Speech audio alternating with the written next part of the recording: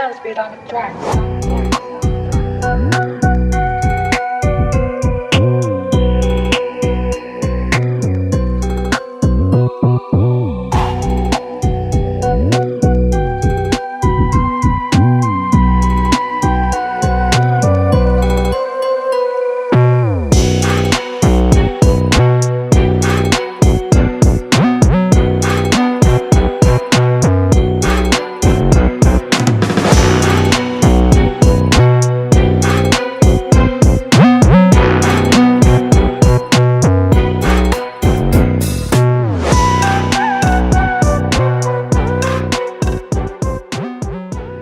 Halo teman-teman, nama aku Pam-Pam dan selamat datang di acara Paksi Pam-Pam Eksplorasi. Dan kali ini aku lagi ada di Yogyakarta. Jogja ini terkenal sama budayanya, pendidikan, dan kuliner. Nah, kalau ngomongin kulineran di Jogja pasti pada kepikiran satu kan? Betul, gudeg. Kali ini aku bakal ngulik tentang gudeg di kota Yogyakarta. Ikutin terus kelanjutannya. Dance beat on the track.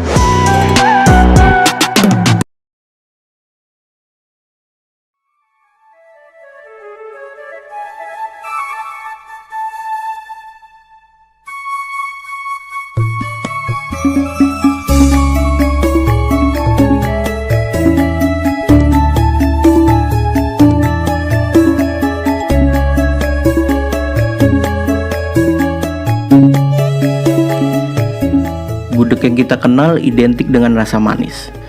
Tapi hal itu nggak selalu benar, karena ada juga gudeg mercon yang bercita rasa pedas. Nah, hal itu bakal matahin stereotip bahwa gudeg itu selalu manis.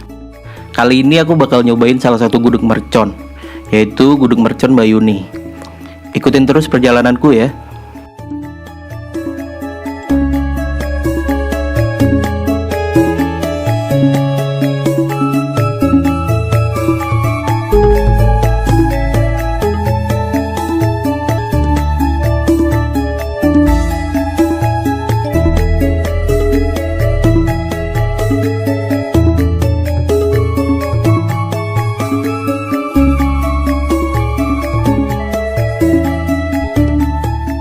Permisi Bu. Ya, silakan masuk. Ini bener ya, dapur gudeg mercon Mbak Yuni? Oh iya. Wah, kebetulan nih Bu, saya mau nanya-nanya seputar gudeg mercon nih Bu. Oh iya, boleh aja Mas. Silakan masuk. Iya. Saya duduk. Ya, duduk sini aja Mas. Ah, ini kalau boleh tahu, gudeg ini bukan dari kapan Bu ya? Sejak kapan Bu ya? Oh, 7 tahunan lebih lah Mas. Oh, 7 tahun. Iya. Terus kalau ini dapurnya biasanya jualannya di mana Bu? Jualannya ini di apa? Jalan di Ponorogo sini Mas. Oh. Ini sekarang belum jualan gitu? Belum, ini nanti nunggu jam 5 baru diangkatin sama yang bantuin. Ini kalau di gudeg mercon ini isinya apa aja Bu? Isinya ya Lauk-lauknya apa aja Bu? lauknya macam-macam sih Mas. Ada yang mau pakai sate, telur, tahu, tempe, ada ayam. Nah, pasti gudegnya Bu. Saya jadi ngiler Bu, ngeliatnya Bu. Saya bisa langsung pesen aja Bu, satu Iya. Bu. Bisa kan Bu makan Bisa, sini Bu? bisa. Oke, saya pesen satu Bu. Iya. Oke, di sini udah ada gudeg mercon Mbak Yuni. Di sini ada krecek. Di sini ada oseng merconnya. Terus di sini ada saus gudegnya. Yang pasti di bawahnya ada gudegnya. Terus ini tambah sate usus sama sate kulit. Langsung aja kita coba ya. Pakai gudegnya dulu guys.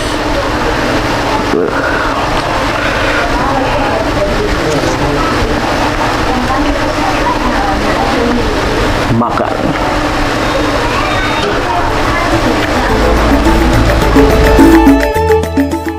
Habis ini aku bakal ketemu dengan salah satu pakar gastronomi yang ada di Jogja, yaitu Bu Murdijati. Dia ini paham betul dengan sejarah gudeg.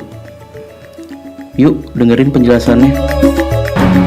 Itu pada waktu membangun pusat Mataram itu kan deforestasi ya, menebang kayu-kayu di hutan. Itu kemudian tercipta sebuah masakan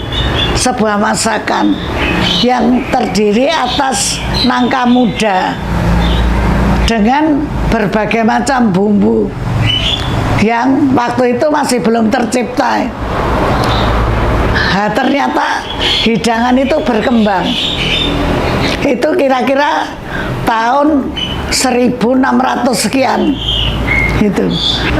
Yang menciptakan gudeg itu adalah koki dari Keraton Mataram yang dikomandani oleh permaisuri pada waktu itu, yaitu Kanjeng Ratu Waskita Jawi, anaknya Ki Penjawi.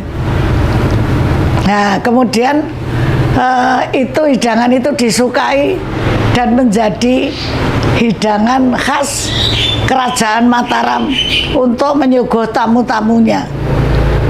Nah, saya ceritakan sebelum itu menjadi suguhan tamu-tamu di keraton, itu kan dicobakan oleh Nyai Sabina, itu diberikan kepada mereka yang bekerja menebang hutan untuk pusat Kerajaan Mataram di Kota Gede. Kota Gede itu sebelah tenggara Kota Jogja, kira-kira ya 6 kilo lah dari sini, dari kilometer 0. Nah, kemudian mereka suka dengan makan itu, rasa kenyangnya menjadi lama, lalu bekerjanya tidak berhenti-berhenti, dan mereka selalu menuruti perintah Ki Gede Pemanahan di dalam menyiapkan pusat kerajaan itu. Nah, patuh sama perintah, bahasa Jawanya nggugu, lalu bekerja terus-menerus karena merasa kenyang. Itu orang mandek-mandek. Jadi sebuah kondisi yang guguing perintah lan nyambut gawe ora mandek-mandek itu menjadi nama akronim dari gudeg.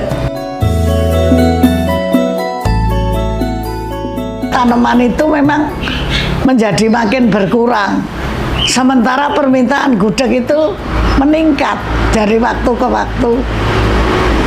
Lalu kemudian terpaksa mendatangkan dari tempat-tempat lain. Saya dengar sekarang pensuplai yang paling banyak itu adalah Lampung. Nah, mereka masih punya lahan yang luas. Jadi pasokan nangka yang ada di Jogja itu sebenarnya langka, dan kebanyakan mereka impor dari luar kota.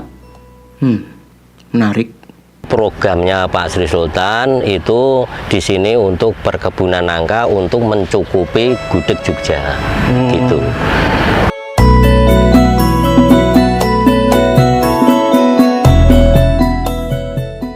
Aku penasaran, apakah pemerintah setempat memiliki solusi untuk permasalahan ini?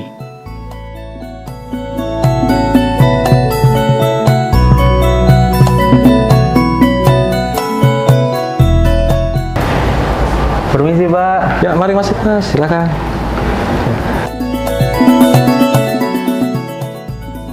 Jadi hutan tematik itu bahwasanya di daerah istimewa Yogyakarta ini pemerintah daerah istimewa Yogyakarta itu mengelola kawasan hutan hampir 19.000 hektar seperti itu. Kemudian dari 19.000 hektar itu ada hutan produksinya 13.000-an hektar, kemudian hutan lindungnya sekitar 2.000 hektaran, kemudian dari hutan konservasi itu ada kurang lebih sekitar 2.100-an hektar. Nah, di situ yang dikelola oleh Pemda DIY itu luasannya hanya kurang lebih 16.000-an hektar, di mana yang 15.581 hektar itu menjadi wilayah kerjanya Balai Kesatuan Pengelolaan Hutan Yogyakarta di mana kalau disingkat Balai KPH Yogyakarta itu menjadi unit pelaksana teknisnya Dinas Lingkungan Hidup dan Kehutanan.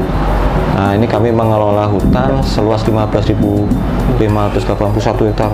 Kecil ya, luas atau kecil saya nggak ini. Kalau dibandingkan luar Jawa, kecil sekali. Itu menjadi 2, hutan produksi dan hutan lindung. Ada di 3 kabupaten, Mas. Ada Kabupaten Kulon Progo, kemudian Kabupaten Bantul, dan yang paling luas di Kabupaten Gunung Kidul. Nah, kemudian Jogja itu kan istimewa ya. Jogja itu istimewa, sehingga pengelolaan hutan di Jogja ini diarahkan kepada yang pertama adalah bagaimana pengelolaan hutan di Jogja ini berkelanjutan secara fungsi ekologinya atau fungsi lingkungannya. Kemudian yang kedua, bagaimana secara sosial budaya masyarakat di sekitar hutan ini dapat ikut berbudidaya begitu, atau terlibat dalam pengelolaan hutan, supaya masyarakat secara tadi fungsi ekonomi bisa mendapatkan manfaat dari hutan, seperti itu. Permisi Pak. Ini Pak. Ini bener ya Pak, perkebunan nangka? Ya betul, ini kan hutan tematik, hutan nangka, peta 58 yang khusus untuk perkebunan nangka. Oh, berarti bener ini yang dimaksud Pak Wawan. Dengan Bapak siapa ya Pak? Saya Pak Lasino, Ketua Perkebunan Nangka. Oh, saya Pampam Pak. Oh ya.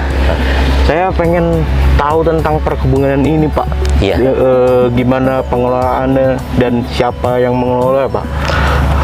Kalau pengelolaan nangka ini diserahkan masyarakat, juga saya yang mengelola, ketuanya. Ini penggarap petani yang di sekitar hutan ini, semua petani. Nah, itu perawatannya ya untuk dari penanaman, dari pemupuan itu petani. Petani yang dekat hutan ini. Kan nangka di Jogja nih lagi langka banget Pak ya? Betul, ini kan Jogja kan terkenal gudeg nangka ya. Betul. Gudeg nangka, tapi masih mendatangkan dari Sumatera, Lampung. Oh iya. Nah, dengan dari Klaten. Maka dari itu programnya Pak Sri Sultan itu di sini untuk perkebunan nangka untuk mencukupi gudeg Jogja. Gitu. Mudah-mudahan petani nanti yang mengelola nangka ini bisa sukses untuk mencukupi gudeg Jogja. Terima kasih banyak Pak. Oke Mas Bambam, ya. Ini mau kemana lagi? Muter-muter Jogja lagi Pak, cari gudeg, lapar udah lapar. Cari gudeg ya, kalau gudeg di Wijilan saja yang dekat atau di mana lah cari.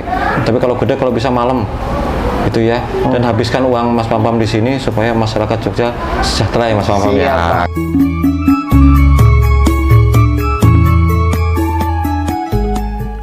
Saatnya kita menuju gudeg yang berikutnya. Dan gudeg yang satu ini lumayan terkenal di masyarakat. Halo Bu, selamat malam Bu. Saya mau pesan boleh Bu? Silahkan, lihat-lihat dulu. Saya nasi gudeg krecek telur suwir Bu. Ya, dibungkus apa makan sini? Makan sini Bu. Sendiri? Sendiri aja Bu. Iya. Sama saya minumnya es teh Bu. Es teh manis. Ya. Bu, sembari nyiapin, saya boleh nanya-nanya Bu? Silahkan, makannya apa? Ini tempat makan ini udah dari kapan ya Bu? Dan asal-usul tempat makannya gimana Bu? Ini memang sentral gudeg di kota Yogyakarta. Ini tengah kota, sebelah sana udah keraton Mas. Sebelah barat ini keraton Jogja. Ya, baru tahun 2000 pemerintah menyanangkan ini sentral gudeg, yaitu di Jalan Wijilan. Ini Jalan Wijilan, jadi semuanya namanya gudeg Wijilan karena sentralnya di Jalan Wijilan. Tapi namanya beda-beda. Nama itu pemiliknya, tapi gudegnya sama. Ini krecek, ini tahu tempe, ini ayam, telur. Nah, ini nangka muda. Nangka ini sekarang baru langka, Mas, mahal. Oh, jadi berita itu benar Bu ya? Bener. Saya dapat berita emang nangka sekarang nih lagi sulit Bu. Iya, nangka. Mari Pak, silakan. Boleh, Mak, sambil duduk. Monggo ada menunya, Mak. Nah, monggo sambil duduk. Ya sudah Bu. Ya. Saya ini aja langsung ke tempat makannya.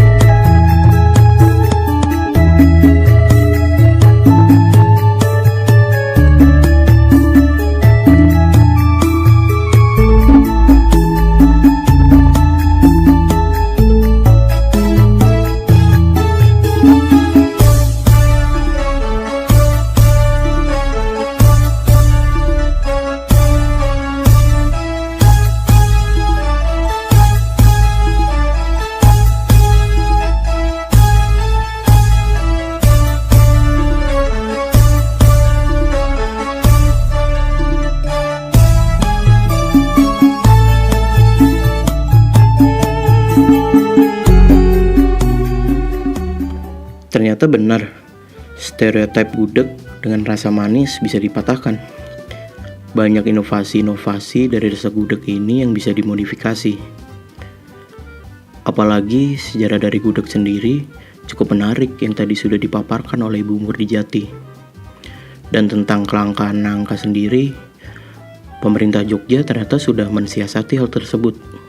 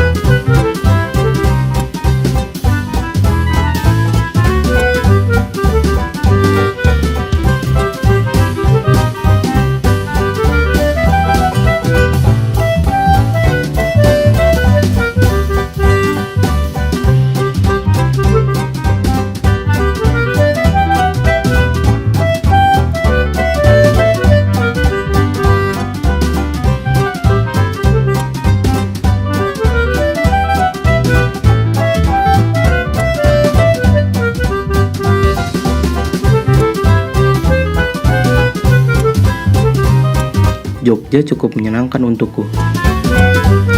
Aku setuju dengan Aditya Sofyan. Selalu ada sesuatu di Jogja.